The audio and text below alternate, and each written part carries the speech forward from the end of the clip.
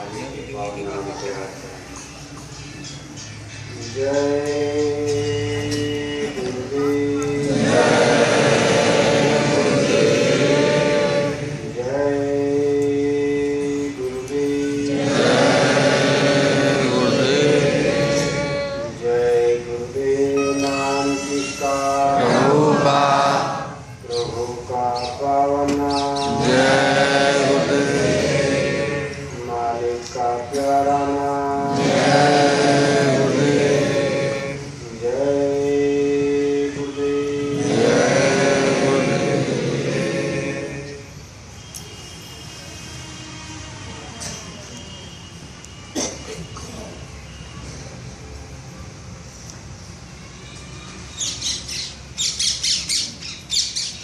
परम पूज्य स्वामी जी महाराज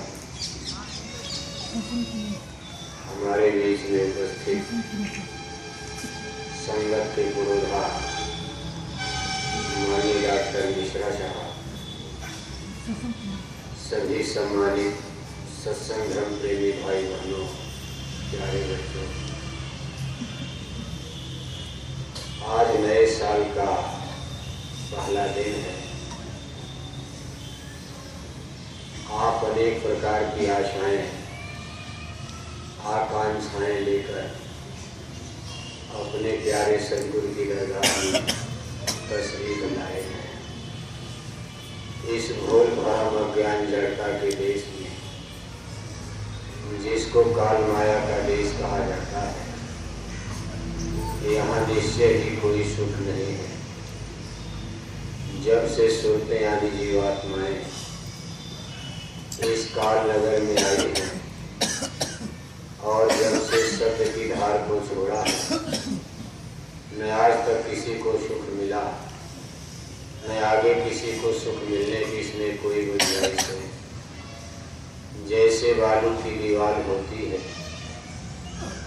उसको आप कितना भी बढ़िया बनाओ, उसके ऊपर आप रंग रोगन लगा दो, लेकिन एक मामूली हवा का झोंका आता है और वह ताश के पत्ते की तरह से बिखर जाती है, जमी डोज हो जाती है, घना हो जाती है। ऐसे इस काल नगर में, इस मृत्यु लोक में जो मशाले लगे हैं, ये टेम्परेरी यानी अस्थायी है। ये परमानेंट, इसमें कोई अस्थायित्व नहीं है। ये सदा के लिए स्थिर नहीं रह सकते। इसलिए जितनी भी मेहनत मशक्कत करके ये जगत और जगत के सामान पदार्थ यहाँ इकट्ठे किए जाते हैं, सारी जिंदगी इंसान आदमी दिन रात मेहनत करके सब कुछ बनाता है, लेकिन मौत की शहजादी आती है। 1 मिनट के अंदर आंखों की पुतलियां अंदर में उलट जाती हैं, आंखों के सामने घनघोर अंधेरा तिमिर छा जाता।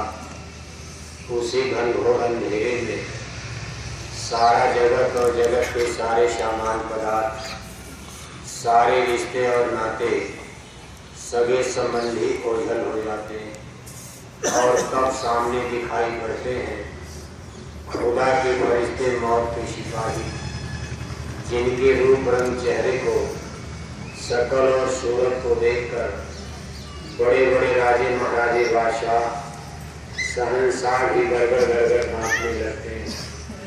और ये स्थिति जब से सृष्टि बनी है, तब से ये नेचुरल कॉन्स्टिट्यूशन, ये रेगुलर लगातार चला रहा है। आज हम आप कितनों ज्ञानी विज्ञानी बन जाएं, लेकिन मौत का ये सिलसिला और मौत का ये निर्मम कठोर नियम, इसमें कोई चेंजेस परिवर्तन नहीं हो सकता। हिंदी बोलने वाला हो चाहे अंग्रेजी बोलने वाला, बंदूक तीर तलवार चलाने वाला, दुनिया का सबसे बड़ा ज्ञानी विज्ञानी, जहाज में चलने वाला, चाहे राजा हो, महाराजा हो, शहंशाह हो, महल में रहता हो चाहे झोपड़ी में, लेकिन एक दिन जब मौत आती है तो सबके सामने निर्मम कठोर नियम लागू होता और ये मौत के सिपाही बड़े डरावनी शक्ल सूरत में सबके सामने आकर खड़े होते हैं। जैसे मुलजिम को गिरफ्तार करके हाथों में हथकड़ी पैरों में बेड़ी लगाकर डंडे मारते हुए पुलिस थाने ले जाती, ऐसे ही ये बदसूरत निर्मम कठोर कानून के मुताबिक ये सिपाही रूह और जीवात्मा को गिरफ्तार करके कंकड़ीले पथरीले रास्तों से घसीटते हुए मारते पीटते हुए उस खुदा के तख्त पर उसकी अदालत में दरगाह में पेश कर देते हैं। वहाँ मुकदमे चलते, जीव के कर्मों का खाता खोला जाता और देखते देखते इसको सजा दे देते हैं। जब कानून कायदे यहाँ काम करते हैं और हमको आपको सजा मिल जाती। ये दिल्ली लखनऊ का कानून इंसान आदमी का बनाया हुआ कानून है, जब इसमें कोई मुरव्वत नहीं होती है। ये बात सही है कि जब तक आदमी कानून के शिकंजे में नहीं फंसता तब तक शेर खां बन करके बंदूक और बम के बल पर जमाने को दहलाता रहता। लेकिन जिस दिन कानून के शिकंजे में फंस जाता है और एक न एक दिन फंसना ही पड़ता, उस दिन उसकी सारी हेकड़ी खत्म हो जाती, सारा गरुड़ गुमान घमंड चूर हो जाता, राइफल बंदूक धरी की धरी रह जाती है और वही पुलिस के सिपाही उसको थाने में उल्टा टांग करके डंडा बजाते हैं। ठीक इसी तरह से मौत के बाद जीव कानून की गिरफ्त में आ जाता। न कोई राजा रह गया और न कोई महाराजा रह गया। मौत के पहले जब तक ये जिंदगी है, ये हार मास की नरदेही, ये मानव पुतला हमको आपको मिला है, इसमें उन्होंने पूरी आज़ादी हमको आपको हर तरह की फ्रीडम, हर तरह की हमको आपको आज़ादी दे रखी। हम जो चाहे कर सकते हैं, लेकिन एक एक मिनट का नोट किया जाता। अज्ञानवश हम आप इसी चीज़ को भूल बैठे। इंसान आदमी अपने गरुड़ गुमान घमंड में इस चीज़ को नहीं समझ पाता है कि हमारे सब कर्म कहीं न कहीं नोट किए जा रहे हैं, हमसे पूछा भी नहीं जाएगा।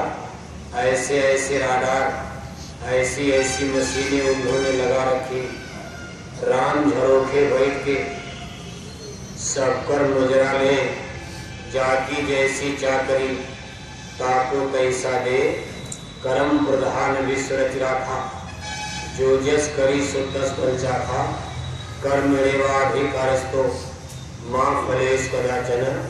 कर्मों की पूरी आज़ादी हमको आपको ये हाथ बनाया, इन हाथों से आप बूढ़े माँ बाप का पैर छू सकते हो, इन्हीं हाथों से आप अपने बूढ़े माँ बाप को डंडा मार सकते हो। इसके लिए आपको पूरी फ्रीविल, हर तरह की आज़ादी दे रखी गई। लेकिन ये दोनों कर्म वहाँ नोट किए जाते हैं।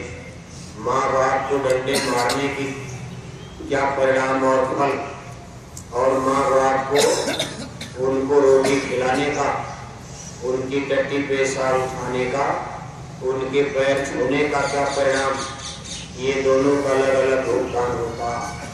इसका डिस्ट्रीब्यूशन उन्होंने कर रखा है। एक को पाप कहते, एक को पुण्य कहते। आंखें बना दी गई हैं, इन आंखों में आप ला शर्म हया रखकर बहन बेटियों की इज्जत आबरू कर सकते हो। लेकिन यही आंखें अगर बेशर्म हो जाएं तो माँ बहन बेटी की पहचान खत्म हो सकती, और उस समय आप दोनों कर्म इन आंखों से करते हो। जो आंखों के करने योग्य है, धारण करने योग्य है, इसको धर्म कहा जाता। और जो आंखों को धारण करने योग्य न हो, जिसका परिणाम हमारे लिए उल्टा जाता है, इसको अधर्म और पाप कर्म कहते हैं। आपके कान बने हैं, आप कानों से अच्छा सुन सकते हो, भजन कीर्तन कर सकते हो, दैवी आवाज को सुन सकते हो और इन्हीं कानों से आप गंदे गंदे गाने बजाने भी सुनते हो, लेकिन दोनों का डिस्ट्रीब्यूशन हो जाता। आपका जबान बनाया है, आप किसी से प्यार से बोल सकते हो, इन्हीं जुबान से किसी को गाली देकर, कड़वा बोलकर उसके दिल को दुखा सकते हो। अब ये दोनों का बंटवारा हमको आपको नहीं करना है। कर्म एवाधिकार से ये अच्छे बुरे कर्म करने में हमको अधिकार, लेकिन ये किस खाते में जाएगा उसकी अदालत में नोट किया जाता। और जब रूह और जीवात्मा को खुदा के फरिश्ते मौत के सिपाही मौत के वक्त घसीट कर निकालते हैं और ले जाकर उसकी अदालत में खड़ा कर देते हैं। महापुरुष उस समय का देखो बयान कर रहे हैं, बड़ा दर्दनाक बयान किया है। ये उन संतों महापुरुषों की वाणी है जिनके पास त्रिकाल नेत्र यानी दिव्य दृष्टि होती, जो रोज स्वर्ग और वैकुंठ में आते जाते हैं। उसके ऊपर ईश्वर ब्रह्म के देश में, उसके ऊपर पारब्रह्म महाकाल के देश में, और उसके ऊपर अजर अमर अविनाशी देश अमर लक्ष्य सतलोक में उन संतों महापुरुषों ने बयान किया अपने स्पिरिचुअल लिटरेचर में। जब तक नरदेही में शरीर में रहे तब तक तो हमको आपको स्वयं सीने ब सीने आमने सामने अपनी आध्यात्मिक पाठशाला में, जिसको सत्संग कहते हैं, सुनाने की कोशिश करते हैं। और अपने जाने के पहले इसको हिंदी अंग्रेजी में लिपिबद्ध कर देते हैं। यही किताबें बन जाती हैं कि आने वाली पीढ़ियां हमारे जाने के बाद ये कुछ पढ़ेंगे, 2-4 शब्द इनकी समझ में आने लगेगा, ये भी कुछ सीख जाएंगे, समझ जाएंगे। वैसे किताबों के ज्ञान का कोई पूरा भरोसा नहीं रहता। सबसे बड़ा डर तो ये होता है कि हो सकता किताब हमारी समझ में न आए। जब हिंदी अंग्रेजी की किताब बिना मास्टर और स्कूल के समझ में नहीं आती है, तो संतों की अजर अमर वाणी, उनके लिए गूढ़ रहस्य और भेद की बातें बिना मास्टर के समझ में नहीं आती। रामायण गीता वेद भागवत जितने आप स्पिरिचुअल लिटरेचर पढ़ते हो, आज लोगों की समझ में न आने से ही हम आप देखो रामायण गीता पढ़ते हुए भी भटक जाते हैं। सच्चाई समझ में नहीं आ पाती है और मनुष्य ने अपने नैतिक बल चरित्र बल को गिराया, अपने खान पान को अशुद्ध किया। अगर ये महापुरुषों की वाणी समझ में आ जाती तो कम से कम हमारी आध्यात्मिक रूहानी तरक्की भले न हो, लेकिन हमारा व्यवहारिक जीवन, हमारे जीवन में शुचितापूर्ण हमारा जीवन पवित्र होता। हम पाप पुण्य की परिभाषा तो समझ जाते। इंसान गुनाह ही न करता, हम बुराई में कदम न रखते, घर में, परिवार में, समाज में हम नेक और पवित्र काम करते, जिससे हमारी रूह जीवात्मा मौत के बाद दोजख की आग से तो बच जाती। लेकिन ये चीजें समझ में नहीं आती। लेकिन महापुरुष प्रयास करते हैं। महापुरुष फरमाते हैं कि भाई जीव को मौत के वक्त ले गए और देखो यमपुर जाए जीव पछताएं, यम के 2-3 बहुत शताएं, रास्ते में मारते हैं पीटते, भूख लगती है जीव उनसे मांगता कि भाई मुझे भूख लगी। अब ये लिंग शरीर हो जाती, ये हाड़ मांस की शरीर, ये तो आपके घर परिवार वाले इसको आग में जलाकर यहाँ ब्रह्मभोग तेरहवीं में लग जाते हैं और उनको उम्मीद रहती है कि इनको स्वर्गवास हो गया होगा। 1000-2000 को लड्डू पूरी खिलाया, अपने रिश्तेदारों को चिट्ठी जारी कर दिया कि मेरे पूजनी दादाजी का स्वर्गवास हो गया। फिर घर में कोई मर गया, उनको भी स्वर्ग का पट्टा कर देते। लेकिन इस संदेह रहे जगत में मौत के आगे की कथा, इस कहानी को हम अंधे लोग तो समझ नहीं पाते। लेकिन जिनके पास दिव्य दृष्टि है वो देखो आंखों देखा बयान कर रहे हैं कि हाँ, ये तो कहते हैं कि नहीं इनका स्वर्गवास हो गया। जो भी मरा स्वर्गवास हो गया। जितने लोग मरते गए सबके लिए यही गाना गाया, 1000-2000 को लड्डू पूड़ी खिलाया और एक ही गाना गा दिया, स्वर्गवास हो गया। और उनको ये पता नहीं है कि दादा 2 कुंतल मछली खाकर मरे और उनकी भी तेरे ही में चिट्ठी लिख दिया कि स्वर्गवास हो गया। सारी जिंदगी दारू शराब पिए और दारू शराब के नशे में अपने घर परिवार टोले मोहल्ले में कितनी बहन बेटियों की इज्जत आबरू को बर्बाद कर दिया। उनके भी मरने के बाद ब्रह्म भोग के रहने में चिट्ठी जारी कर दिया कि मेरे भी दादा का स्वर्गवास हो गया। ऐसे अगर सब लोग स्वर्ग चले जाते तो आपके गांव में, जिले में आज तक कोई नरक गया होगा? क्योंकि आज तक किसी ने ये नहीं कहा कि मेरे पिताजी का नरकवास हो गया। सब कहते हैं स्वर्गवास हो गया, लेकिन हकीकत इससे बिल्कुल अलग है।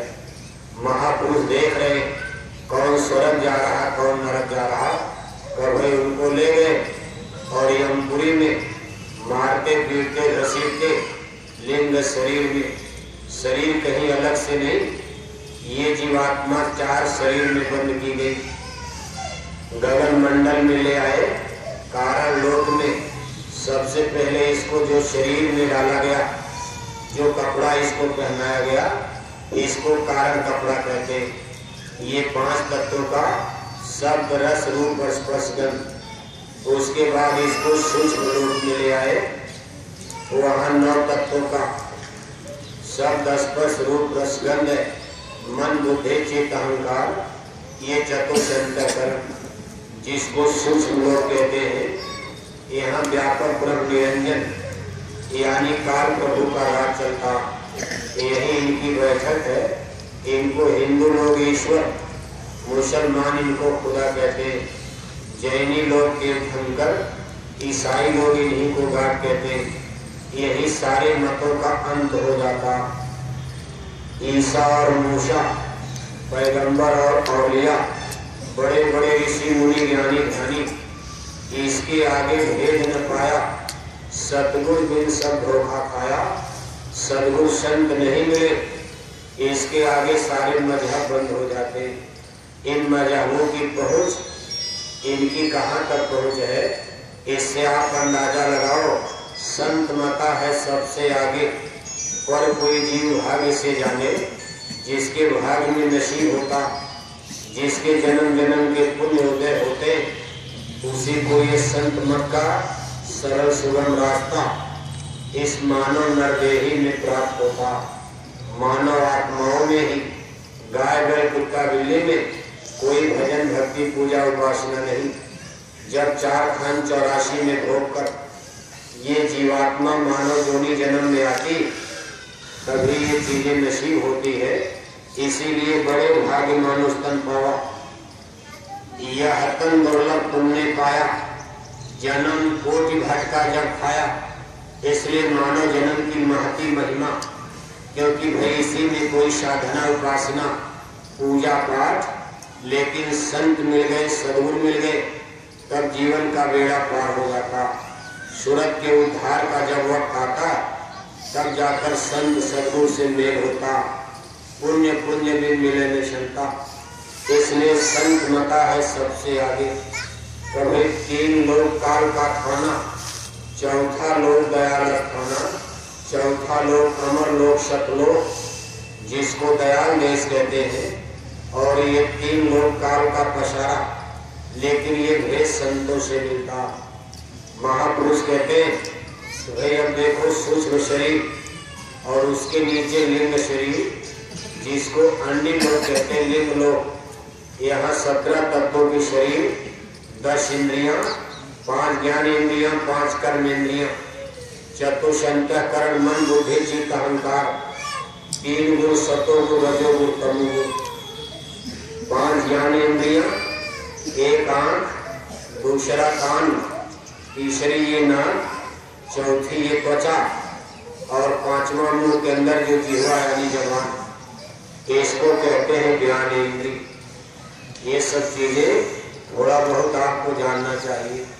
कोई आपसे पूछ देगा कि भाई इतने बड़े गुरु के चेला, और वो लोग तो शास्त्रार्थ करते हैं, वैसे इसकी कोई महिमा नहीं, महिमा तो संत मत में भजन की है। कान बंद करो, जितनी देर भजन सुनो, यही आपके खाते में जाएगा। इसमें विद्वान इंटेलेक्चुअल बनने की आवश्यकता नहीं है कि रामायण गीता याद करो और दुनिया को 2 घंटे सत्संग सुनाया भाषण और अपना परिवर्तन करते नहीं है। और परिवर्तन केवल सुनने सुनाने से नहीं होता, रामायण गीता के दोहा चौपाई से नहीं। जब आप शब्द सुनोगे, तीसरे दिन मुकाम पर छठे चक्र पर जब शब्द प्रकट होता है, इसमें से अमृत की बरसात होती और तब ये मन के मैल दूर होते। इसलिए सत्संगी भाई बहनों को भजन पर ही ज्यादा जोर देना चाहिए। देखो ये 5 ज्ञानेंद्रिय और 5 कर्मेंद्रिय, ये आपका हाथ, पैर, टट्टी और पेशाब का रास्ता 4 और एक ये मुंह जिससे आप भोजन करते हो, इसको कहते हैं कर्मेंद्रिय। यहाँ तो समझ में नहीं आता है, लेकिन ऊपरी मंडलों में एक तत्व के रूप में प्रकट होते हैं। ये 5 ज्ञानेंद्रियां, 5 कर्मेंद्रियां, चतुष्अंतःकरण और 3 गुण सत्वगुण रजोगुण तमोगुण, 17 तत्वों से लिंग शरीर बनती है। इसी में भूत प्रेत बैताल पिशाच, भूत योनि में भी जीवात्माएं इसी लिंग शरीर में। बड़ा पेट मुंह सोई समाना, भूख प्यास में फिरे दीवाना, भटकर फिरे राह नहीं पावे कभी और उन पर जूते बसते, भटकते रहते हैं, भूख मिटती नहीं। भूत योनि में शरीर तो 17 तत्वों की, और यही 17 तत्वों में देवी देवता फरिश्ते भी, लेकिन बनावट अलग अलग। पेट बड़ा बना दिया, मुंह बिल्कुल सुई के समान छोटा, भूख और प्यास उनकी जाती नहीं। और घर में भूत लगते, ये भी एक सजा की योनि है, भूत योनि। और उनको आपके घर में आए तो लोग देखो जूते बरसाते, डंडे मारते। इस शरीर में जीवात्माएं उड़ती, लेकिन आप देख नहीं पाओगे। आज भूत आपका मथुरा में, अब कल उड़ करके बम्बई चला गया, और आप कहते हुए घर से भूत आ गया। आपको ट्रेन से जाना हो, अब ये चौथी शरीर है, सबसे अंतिम कपड़ा। इस मृत्यु लोक में काल लाए तन मन में घेरा। ये 5 तत्वों का जल पृथ्वी अग्नि वायु आकाश, छित जल पावर गगन समीरा, ये 5 तत्वों का आखिरी कपड़ा। आप ऊपर से आए तो पहले कारण कपड़ा, लेकिन जब साधक साधना करके और इस सारे पिंजड़े को छोड़ता, तो जैसे सांप केंचुल छोड़ता है, पिंजड़े से पक्षी उड़कर आजाद होता। पिंजड़ा यहाँ पड़ा है और पक्षी उड़कर पेड़ की डाल पर बैठ जाता। ऐसे जब छोड़ना होगा तो सबसे पहले ये आपका स्थूल कपड़ा, ये पिंड शरीर 5 तत्वों की पहले छूटती। पहनने के लिए तो पहले उसको पहना। जैसे आप शरीर कपड़े पहनते हो, सबसे नीचे बंडी बनियान पहन लिया, उसके ऊपर आपने शर्ट पहन लिया, फिर आपने स्वेटर पहन लिया, और चौथा कपड़ा आपने कोट पहन लिया। लेकिन पहनते समय सबसे पहले आपने बंडी बनियान पहना, लेकिन जब आपको उतारना होगा तो सबसे आखिर में जिसको पहना कोट, अब उल्टी गिनती शुरू होगी। अब पहले आप कोट उतारोगे और सबसे आखिर में बंडी बनियान उतरती। ऐसे क्योंकि सोते ऊपर से अमर लोग सतलोक से उतरी, और काल प्रभु ने इनको धोखा देने के लिए कपड़ा माने आवरण। जैसे सूरज पर बादल छा जाए, घनघोर कोहरा छा जाए, दिन में प्रकाश छिप जाता है, अंधेरा छा जाता। जैसे किसी जलते हुए लैंप लालटेन पर आग टाट की भट्टी कोई कपड़ा लपेटते जाओ, अब जितने पर्दे जितने घेरे आप राउंड सर्किल में लपेटोगे, ऐसे ही लैंप का प्रकाश कम होता जाएगा। गोया की लैंप बुझा नहीं है, अभी तो लैंप अंदर जल रहा, लेकिन शीशे ग्लास के ऊपर आपने ऐसे कपड़े लपेटने शुरू कर दिए, एक ऐसी परिस्थिति आती है कि जब कई ढेर कपड़े लपेट दिए तो आपको मालूम पड़ेगा अंधेरा छा गया। अंदर में लैंप जल रहा, लेकिन बाहर में उसका प्रकाश खत्म, और बाहर में अंधेरा छा जाता। ऐसे आवरण डाल डाल करके सूरत के प्रकाश को, इसकी ज्ञान और शक्ति को, सूरत की स्पिरिचुअल पावर को काल प्रभु ने ब्रीफ कर दिया। इतना इसको पर्दे में डाल दिया कि सूरत देश अपना बिसराना, काल देश घर अपना जाना, ये अपने वजूद को ही भूल गई। मैं कौन हूँ कि देश की रहने वालों हूँ। मेरा वंश क्या है? मेरा वंश तो सतनाम वंश, दयाल वंश, लेकिन इसने काल देश को अपना मान लिया। अब ये मानती है कि मैं काल वंश की हूँ। काल वंश माने जिसकी खानदान में मन और माया ने जन्म लिया। इसी काल प्रभु ईश्वर की खानदान में 9 करोड़ दुर्गा, 10 करोड़ शंभु, 33 करोड़ देवता, इनके 3 पुत्र ब्रह्मा विष्णु महादेव, इनकी अर्धांगिनी देवियां, ब्रह्मा के साथ सावित्री, विष्णु के साथ लक्ष्मी, शिव शंकर के साथ पार्वती, और इसी काल वंश में ईश्वर प्रभु की अंधाग्नि आद्या महाशक्ति, जिनको हिंदू ग्रंथों में आदि शक्ति दुर्गा कहा जाता, इनका भी वंश बहुत बड़ा हो गया। अब वंश तो इनका, लेकिन अमर देश सतलोक दयाल वंश की रहने वाली सूरत जीवात्मा घोर भरम में डालकर इसको भी अपने वंश में शामिल कर लिया। और सूरत को विश्वास हो गया, अपने वतन अपने वजूद को भूल गई और ये मान बैठी कि मैं भी इसी काल वंश की हूँ। यही मेरा देश है, यही मेरा घर है, यही मेरे स्वामी करतार है। तब संत यहाँ अवतार लेते और आकर के सूरत को, जीवात्मा को यहाँ समझाते कि हे सूरत, हे जीवात्मा, तू तो अजर अमर देश की रहने वाली, कहा नाम है डोर सूरत चली आई, काल जाल में गई भुलाई, निज घर अमर देश को भूली, नरकन 84 में झूली। तब स्वामी चित्कीन विचारा, मनुष्य स्वरूप संत अवतारा, आए नगर काल के रेखा, सहे जीव ही कठिन करेगा, सूरत चढ़ावे नाम लखावे, बार बार पहुँचे समझावे, तू तो अमर देश की वासी, वंश तुम्हार सदा अविनाशी, जन्म मरण नहीं तुम्हारे देखा, काल कर्म नहीं कष्ट कलेसा।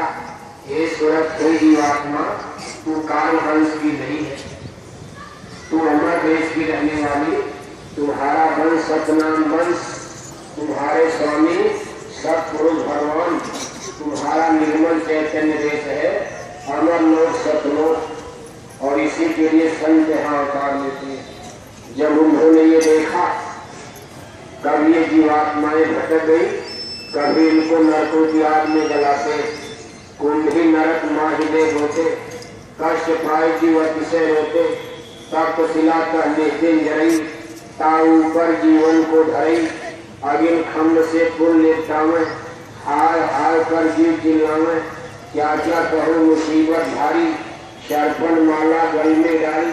कहा कोई नाम का नरक जिसको कुंभी पाप नरक कहते हैं, ये पीठ मवाद करके पेशाब से भरा हुआ, देखने में सागर और समुंदर, छोटा मोटा ताल कलैया तालाब नहीं, ये सागर उसके सामने कुछ नहीं, लेकिन उसमें पानी की जगह टट्टी पेशाब मलमूत्र पीठ मेवाद गली भरा रहता। और अपने कर्मों की सजा भोगने के लिए ये देखो जेल खाना अंडी लोक में, और इसी लिंग शरीर में जीवात्मा को डाला, और ये शरीर तो छूटा हार मारता, इसको घर वालों ने जलाया, लेकिन अभी सारे कपड़े मौजूद रहते। अब उसी लिंग शरीर में उसे देखो कुंभी पाक नरक में रखे रहते और सीधे खोपड़ी पर डंडे बजाते, और फिर वो जीव उसी में डूब जाता।